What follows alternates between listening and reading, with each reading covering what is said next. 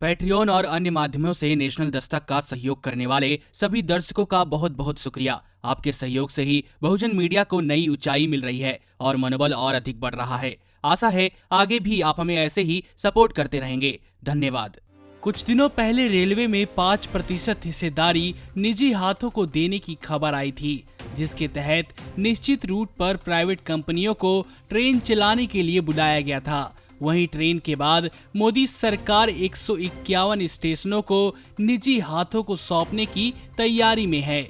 निजी हाथों में सौंपने का काम नीलामी प्रक्रिया के तहत किया जाएगा। यह हम नहीं कह रहे हैं, बल्कि बीजेपी नेता व रेल मंत्री पीयूष गोयल ने ही इस बारे में जानकारी दी है। उन्होंने यह बात merchants chamber of commerce and industry द्वारा आयोजित वेबिनार को संबोधित करते हुए कही। वेबिनार में लोगों को संबोधित करते हुए उन्होंने कहा, रेलगाड़ियों के निजीकरण के लिए बोलियां जारी हो चुकी हैं और इनके लिए अच्छी प्रक्रिया मिल रही है। सरकार की रेलवे स्टेशनों को आधुनिक बनाने की योजना है। उसके बाद इन्हें नीलामी के जरिए निजी क्षेत्र के हाथों में सौंपा जाएगा। उन्होंने आगे कहा कि माल गलियारा पर काम को तेजी से करने की जरूरत है। रेल मंत्री ने कहा, इस गलियारा के लिए पश्चिम बंगाल में जितनी जमीन की जरूरत है, राज्य सरकार ने अभी तक वह परियोजना के लिए बनाए गए विशेष निकाय के हवाले नहीं की है। ऐसा लगता है कि सरकार धीरे धीरे अपनी जिम्मेदारी निजी हाथों में सौंपने का विचार कर रही है। पहले एयर इंडिया में पूरी हिस्सेदारी बेचने का फैसला लिया गया और अब रेलवे में निजी कंपनियों को बुलाया जा रहा है। सरकार का कहना है कि वह रेलवे स्टेशनों के आधुनिकीकरण की तैयारी में है। वहीं हमारा सवाल यह है कि किसी भी मर्ज की दवा यह तो नहीं है कि प्रॉब्लम सॉल्व करने की बजाय उस पर अपनी जिम्मेदारी से छुटकारा पा लिया जाए। हमारा कहने का मतलब है कि रेलवे का आधुनिकीकरण करने के लिए क्या उसे नीलाम कर देना चाहिए? क्या सरकार के हाथों में रहकर उसका आधुनिकीकरण नहीं किया जा सकता है? जो भी बदलाव जो भी सरकार निजी हाथों में सौंपने के बाद देखना चाहती है, क्या सरकार उसे अपनी जिम्मेदारी पर लेकर नहीं कर सकती? ऐसे तो यह होगा कि सरकार आधुनिकीकरण और सेवाओं में सुविधाएं देने के नाम पर हर क्षेत्र में निजीकरण का सहारा ले लेगी, जो कि बिल्कुल भी उचित नहीं होगा।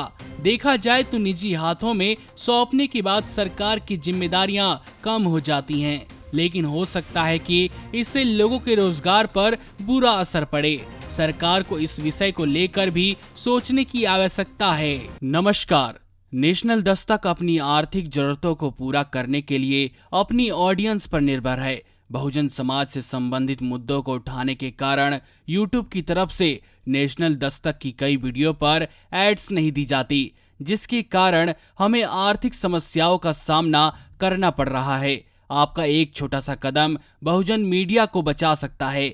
आपके सहयोग और सहायता के कारण ही हमने अभी तक यह मुकाम हासिल किया है। नेशनल दस्तक को आप पैट्रियन के जरिए सपोर्ट कर सकते हैं। इसके साथ ही आप अन्य माध्यमों जैसे यूपीआई, गूगल पे, डेबिट कार्ड, वॉलेट, फोन पे आदि से भी हमारी मदद कर सकते हैं, जिसका लिंक वीडियो के नीचे डिस्क्रिप्शन में डाल दिया गया है। पैट्रियन पर आप हमें प्रतिमाह $2 यानी 140 रुपए प्रतिमाह से हमारे साथ जुड़ सकते हैं। दूसरे माध्यमों में राशि की कोई सीमा नहीं है। आपके सहयोग से ही बहुजन मीडिया को एक नई दिशा मिली है और इसे अभी एक नए मुकाम तक लेकर जाना बाकी है, जो आपके साथ के बिना संभव नहीं है। आपसे डायरेक्ट फंडिंग से हम आपके अधीन हो जाएंगे और एक स्वतंत्र मीडिया के तौर पर समाज की आवाज को बुलंद कर पाएंगे। धन्यवाद। नेशनल दस्तक को देखने वालों से अपील है कि वह नेशनल दस्तक के सपोर्टर फॉर्म को भरें ताकि हम सीधे आपसे जुड़ सके। नेशनल दस्तक की आपसे गुजारिश है कि अगर इसको बचाना चाहते हैं तो नेशनल दस्तक को सब्सक्राइब करने के लिए रेड कलर के सब्सक्राइब बटन को दबाएं, फिर बेल आइकन की घंटी दबाएं। नेशनल दस्तक को बचाने के लिए बहुत जरूरी है कि हर खबर को शेयर करें, लाइक करें, कमेंट जरूर करें।